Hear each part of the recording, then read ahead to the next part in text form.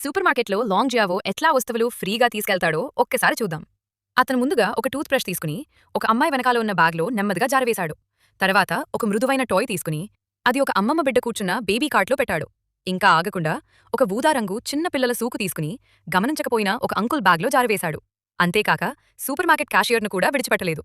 అతని దగ్గర ఉన్న చిన్న బాక్సులో ఒక చిన్న వస్తువు పెట్టేశాడు.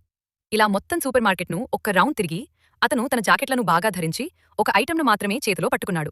అది విలువ కేవలం 50 పైసలు. అందరూ బిల్లులు చెల్లించడానికి క్యూలో ఉండగా అసలు కామెడీ అప్పుడే మొదలైంది. బేబీ కార్డ్ బయటకొచ్చగానే అలారం బూ బూ అని మోగింది. అమ్మ చేతబట్టుకున్న బ్యాగ్ వైపున కూడా అలారం మోగింది. ఆ అంకుల్ దగ్గర కూడా అలారం తరచూ మోగుతూనే ఉండింది. ఇదేం సంగతిరా? అందరూ ఆశ్చర్యపోయారు.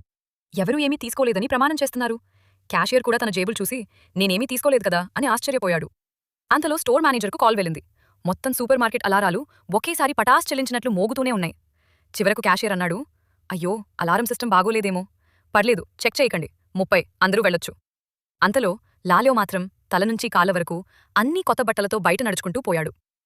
మరుసటి రోజు లాల్యో మళ్లీ సూపర్ మార్కెట్కి వచ్చాడు. 5-10 పైసలతో ఒక చిగురుటాకుల గంధ్ కొన్నాడు. అతను కాఫీ షాప్కి వెళ్లి సిబ్బంది చూడని సమయంలో తన కాఫీని అక్కడ ఉన్న ఖరీదైన కాఫీతో మార్చేసుకున్నాడు.